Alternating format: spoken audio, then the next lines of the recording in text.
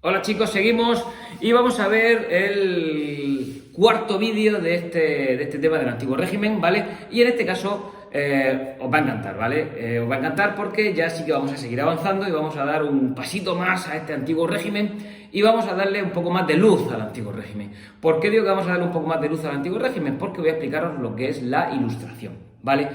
Vamos a ver, mirad, ya hemos llegado al siglo XVIII. Hemos llegado al siglo XVIII, yo en las clases anteriores os he explicado, por ejemplo en la última clase, en la clase anterior, os expliqué las nuevas formas de pensamiento que surgieron en el antiguo régimen, los nuevos avances científicos que se produjeron, ¿de acuerdo? Como por ejemplo el perfeccionamiento del telescopio, el barómetro, ¿vale? Bueno, pues ahora... ¿qué voy a explicar? Ahora os voy a explicar, llegado al siglo XVIII, el siglo XVIII se conoce como el siglo de la luz, ¿vale? Es el siglo de la ilustración, siglo de la luz, perdón, el siglo de las luces, es el siglo de la ilustración, donde realmente se va a producir un nuevo movimiento intelectual que va a ser el primer gran movimiento intelectual que va a arrastrar mucho y ya va a mover a muchos pensadores, va a empezar a imponerse en la sociedad, o parte de esa sociedad va a empezar a hacer caso a este movimiento e incluso, como ya veremos más adelante, los reyes van a ver este movimiento de la ilustración como un peligro. Cuando un monarca absoluto ve un movimiento cultural como un peligro, es porque el movimiento cultural es fuerte y hace que el rey piense y que el rey vea que eso ya, que van en serio, ¿vale? Bien, vamos a ver, mira. Lo que he dicho, la ilustración fue un movimiento intelectual que se dio en Europa a lo largo del siglo XVIII y este movimiento intelectual lo que hacía era criticar duramente las bases del antiguo régimen. Decían que eso tuvo su momento, había funcionado, pero había que pasar página y seguir avanzando, que no se podía vivir siempre dentro de ese modelo del antiguo régimen. Por lo tanto, criticaba duramente al antiguo régimen. No hablaba de acabar con los monarcas, no hablaba de acabar con la iglesia, pero sí que hablaba de quitarle poder tanto al monarca como a la iglesia y de empezar a humanizar mucho más la sociedad, ¿vale? Partiendo de eso, vamos a ver cuáles son los principios fundamentales de la ilustración. Primero, te hablaba de la enseñanza y el aprendizaje. Dice que son básicos para una sociedad. Una sociedad debe ser culta, una sociedad deben saber leer y escribir, tener conocimientos científicos, toda la sociedad, ¿vale? No solo los pensadores, sino que todo el mundo debe ser culto y todo el mundo debe luchar y saber entender para que no los pisen, no los pisen, no pisar a nadie, pero sobre todo para no ser pisado. Oye, que tú, si una cosa no estás de acuerdo, quéjate, protesta, ¿vale? Y muchas veces ese ansia de mejorar te lo da la propia cultura, el propio conocimiento, ¿vale? Bien, eso en cuanto a la enseñanza y el aprendizaje. Y dicen que nunca es tarde para aprender, que cualquier persona, por muy culta que sea, siempre tiene que seguir aprendiendo, ¿de acuerdo? Decían que ellos decían que tiene que ser una sociedad ilustrada, una sociedad iluminada, ¿de acuerdo? Entonces de ahí viene lo que es el tema de la ilustración, ¿vale? Vamos a ver, luego dicen, avanzaban ya, si recordamos el método científico pregonado por Descartes, el racionalismo, ¿vale?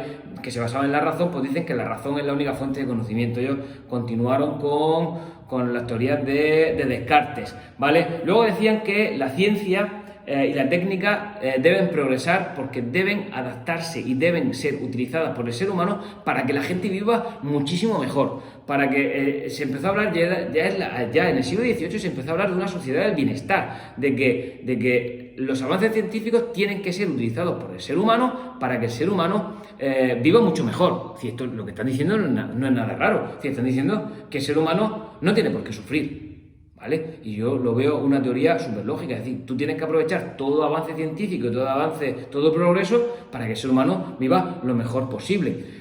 Vale, hasta aquí, si os dais cuenta, pues bueno, a la iglesia, a los estados le puede hacer un poco de daño eso de que la gente sea culta. A un monarca absoluto no le interesa que la gente sea culta porque si la gente es culta se va a preguntar por qué tú vives bien y yo vivo mal. Pero bueno, hasta este momento lo pueden aceptar. Pero el cuarto apartado, el cuarto principio que ellos decían, hablaban de la igualdad y de la libertad. Mirad, la igualdad y la libertad a los estados sí que no les interesa.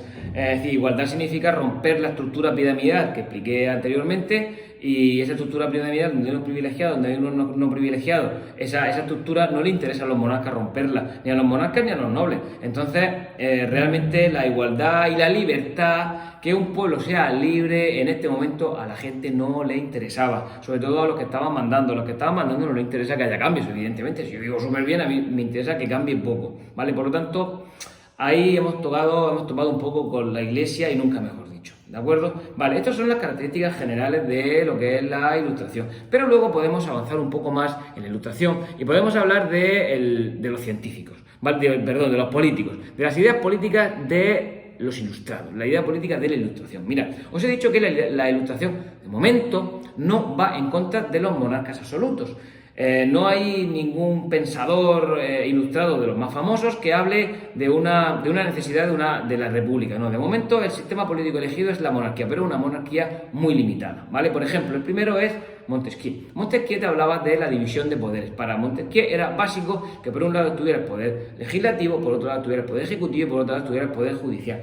¿Cuál es el poder legislativo? Te decía que tienen que estar los tres poderes separados, porque si los tres poderes o dos de ellos recaían sobre la misma persona o mismo grupo de personas, pues evidentemente tiene el poder absoluto, porque el legislativo es el que hace las leyes, el ejecutivo es el que las pone en marcha y el judicial el que vela porque se cumplan las leyes. Si yo soy el que hago las tres normas y el que tengo, los tres poderes del Estado, pues entonces yo hago las leyes, yo las pongo en marcha y yo digo si valen o no valen. Si no me interesa, cambio la ley y la ejecuto de otra forma. Sí, tiene que haber una separación de poderes, que el que las ejecute, el que las hace, no sea el mismo que el que vela porque se cumplan, o el que juzga si se han cumplido o no, porque si al final soy yo, si es la misma persona o el mismo grupo, estamos hablando de una dictadura, ¿vale? O una monarquía absoluta. Entonces, eso es lo que decía Montesquieu. Él no le está diciendo que el rey no tenga poder, él te está diciendo que el rey tiene que tener el poder ejecutivo, no el legislativo para el parlamento.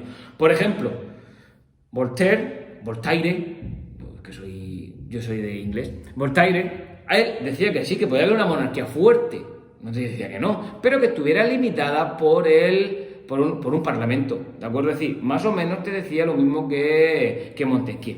Y Rousseau era el más filósofo, Rousseau era el que moraba más. Porque Rousseau te hablaba ahí, tiene un rollo de un contrato social, ya te habla de una especie de constitución, ya te dice que la soberanía es del pueblo y que entonces el pueblo es el que tiene mediante un contrato social el que le permite al rey gobernar, ¿vale? Mola, ¿vale? Porque este es el más filósofo de los ilustrados y él que te decía que la soberanía estaba en el pueblo y el pueblo está representado por la gente y la gente es la que permite al rey reinar o al gobernante gobernar. ¿De acuerdo? Entonces él te dice que sí, que tiene que haber un acuerdo entre los ciudadanos y los gobernantes, en este caso el rey, y que si ese acuerdo no se cumple, ahí sí que podríamos estar hablando. Él no te dice que si no cumple el rey se tiene que ir, pero lo deja entrever, ¿vale? Entonces este es el que dio un pasillo más allá, Rousseau.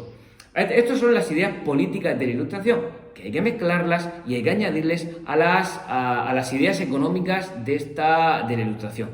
Es decir, para que veáis lo que implicó la Ilustración, que no solo fue un pensamiento general, ¿no? Sino que ya se metieron ya en puntos más específicos, temas políticos y en este caso también en temas económicos. ¿Qué temas económicos te decía lo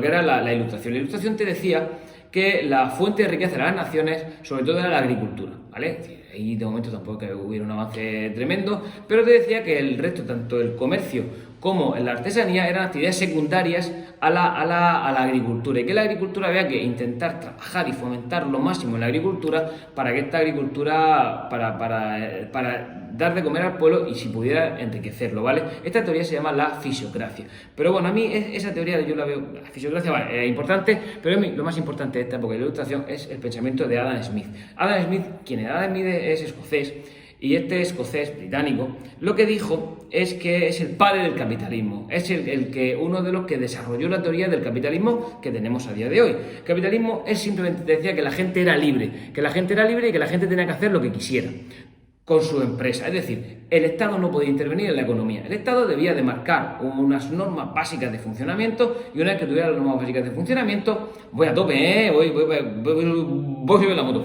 Una vez que tuviera las normas básicas de funcionamiento, tenía que haber libertad de producción, es decir, yo produzco lo que quiero. Yo, si quiero en mi tienda producir 3 millones de estuches, pues luego los produzco. Oye, tío, si no los vendes, pues cierro la empresa, ¿vale? Pero que a mí no haya un gremio que me impida producir. Recordamos que los gremios eran unas asociaciones de artesanos de un mismo oficio que controlaban la producción, ¿vale? Y te decían lo que tenías que producir, cuánto tenías que producir, a cómo venderlo. Ellos te decían que no, que tiene que haber libertad de producción, libertad de comercio. Yo puedo comerciar donde quiera, donde me quieran comprar mi producto. Y hay también, sobre todo, libertad de competencia, ¿vale? Es decir, yo puedo avanzar y puedo competir en precios, puedo bajar, porque Adam Smith y el capitalismo pensaban que la mejor forma de que la sociedad avance es que las empresas sean libres e intenten mejorar, y yo intentar hacer un producto mejor que la otra empresa, porque si hago un producto mejor conseguiré tener mejores resultados y podré competir. Por lo tanto, había libertad de competencia. ¿De acuerdo? Eso es las teorías que es a día de hoy. Estas teorías de Adam Smith son las que nosotros tenemos a día de hoy. ¿De acuerdo? Vale. Bueno, no quiero adentrarme mucho más, no quiero avanzar, no quiero desarrollar estas ideas mucho más en profundidad, porque estos son vídeos explicativos a modo de resumen. Así que espero que os haya gustado y nos vemos.